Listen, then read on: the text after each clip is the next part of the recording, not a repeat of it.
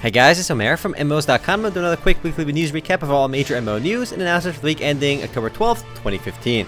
This episode number 12 of the recap, and the first bit of news this week is from Elite Lord of Alliance, or simply Eloa for short, Eloa. So apparently WebZen is launching the game tomorrow on October 13th, 2015 into its first initial beta testing, with the full game supposed to launch by year end, so it's right around the corner. For those that have not seen my first look video for Eloa, it's pretty cool because it's got this unique 3-weapon system. So each of the game's 5 playable classes each have 3 unique weapons and can switch between them instantly.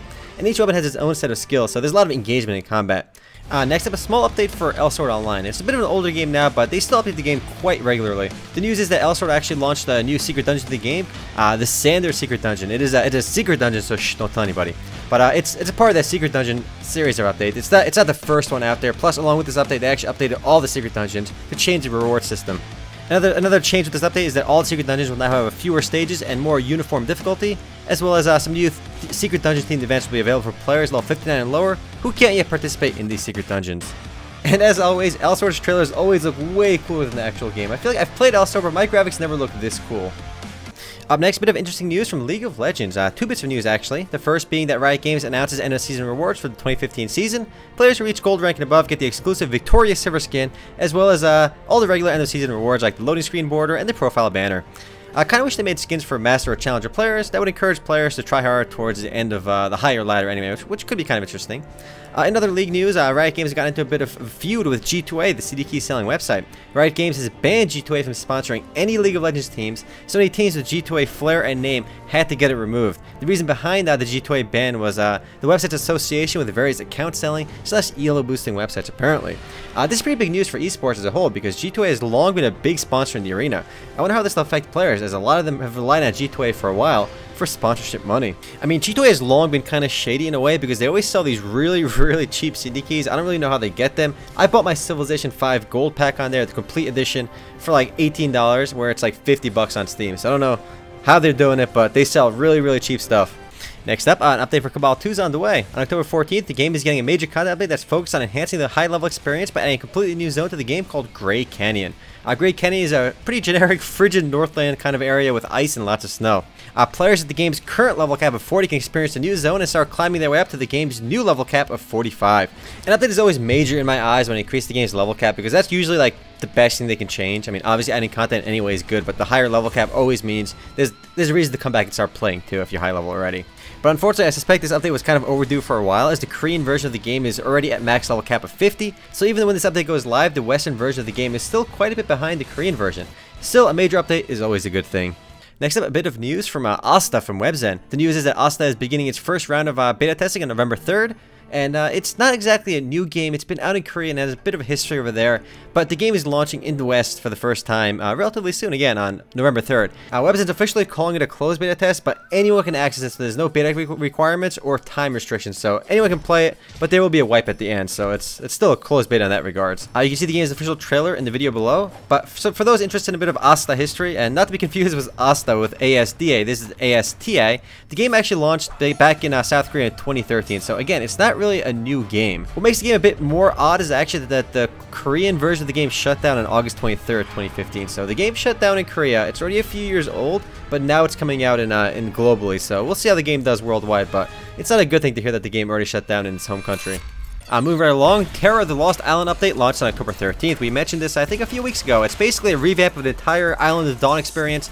Basically, the whole beginner island thing is being revamped, a new area with new stories, and actually faster leveling to get players to level 11 a bit quicker. Having done the Island of Dawn several times already, it's a welcome change for me at least. I was not a fan of the beginner island, but now there'll be a new story, faster paced progression, so that should get things going a little bit quicker for new players. It's the first revamp of the beginning area since the game went free to play. Also including the update is a new PvP system called the Gridrun Academy, and I pronounced that terribly, which is intended to give new players quicker access to PvP. Lastly, there's also a revamp to the game's character creation system, which will streamline it to make it easier and better.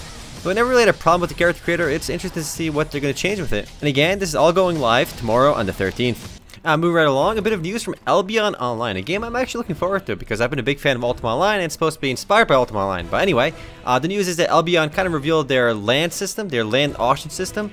So you know how Arch Age is completely destroyed, had a really stupid land system? Well, Albion is trying to make a more fair system where players can bid on land, and it's actually really interesting. The way it works is all the plots in the game are leased, and a land auction begins a week before the end of the current lease. And when an auction begins, players can enter the max amount they're willing to spend on the plot to give the owner a leg up. The current owner of the lease of the land, being the current owner, their bids will actually count as double. So if somebody wants to take that land from him, he's got to outbid it by almost more than twofold. And for the first 6 days of the auction, anyone can bid freely. However, on the 7th day, only the owner can bid. And the purpose of that is to prevent sniping. And I think this system is actually pretty well thought out, at least much more thought out than Archage's system. Or Arcage, I'm pronouncing that wrong, there we go. And for those that still haven't heard of Albion Online, it's basically a full loot MMORPG. It's kind of like Ultima Online / Mortal Online. But here's the hoping the game is more accessible than either Ultima or Mortal, because those games kind of suffered from lack of user interface friendliness. It was a bit hard to get into. But Albion Online looks interesting, and I'm looking forward to it. Up next, a bit of unusual news from Area Games regarding Dragomon Hunter. The news is that Area reveals an all-star Japanese voiceover cast for the game.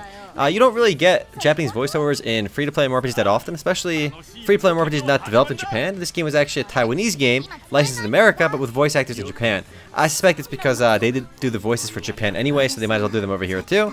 And fans of Japanese anime will quickly recognize a lot of these voice actors. They're from a lot of animes. And also, Dragomon Hunter is actually launching into closed beta on the 15th, so I suspect the open beta will follow up shortly after that too. Up next, Dungeon Fighter Online Act 6 is launched. The update adds second awakenings for the priest class, with the Crusaders becoming the Saints, Monks becoming Justice, Exorcists becoming Draconids, and finally Avengers becoming Immortals. It's a pretty big update for the game, and I always like to mention this when I bring up Dungeon Fighter Online, because a lot of people don't realize how incredibly successful DFO actually is. It has more active players in the world than World of Warcraft, and makes more revenue each year. But that's mostly because of the game's huge success in China. But it's still interesting. Plus, they make really cool trailers for their game, as you can see right now. Also, in related DFO news, there's a server merge in the game. On October 27th, Kane and Delazy servers will be merged into one server on Kane. Server merges are generally not good news, but in a way, it still enhances the player experience because I'd rather play on a busier server than an empty server myself. Moving right along, we have a bit of sad news to cover. Saga Online, or rather Saga Odyssey, is shutting down on January 4th, 2016. It's a rather unknown fantasy MMORPG published by and developed by Arc Games / Perfect World. The game's been running for a solid 6 years now, so it's pretty unusual to see it shutting down now. Nobody really played the game, but I say it's unusual mainly because it's a game developed by Arc Games / Perfect World. I mean, they've shut down games in the past, but they've never really shut down a game they've self-developed. I think this is the first one they've shut down. So it's definitely not good news. It may predict future shutdowns from Arc Games, but we'll see. Luckily for the few people that do play Saga, there are still private servers out there for you to check out. Next up, a bit of news. We forgot to cover earlier. Soldier Front 2 shut down. It was a free-to-play shooter, and what's unusual about this is that the original Soldier Front game is still going, but the second one is shut down. I mean, I've played Soldier Front 2. It's not really a terrible game, but it didn't really bring anything new to the table, which is why I guess not many people actually ended up playing it. And what's interesting is that the South Korean version of the game, called Special Forces 2, is still live and is published by Netmarble. So there's still hope in the future that the game will be relicensed, but right now it is shut down. Well guys, that's it for MMO news, and announcement for the week ending October 12th, 2015. There's also a little bit of news I forgot to mention about Black Desert Online. The Russian open beta for the game just launched. It's the Russian version of the game, so I'm not covering it that much. I still might do a first look video for it soon, so keep your eye out for that. But that's it for news, guys. I'll see you guys tomorrow for the podcast. Anyway, guys, later.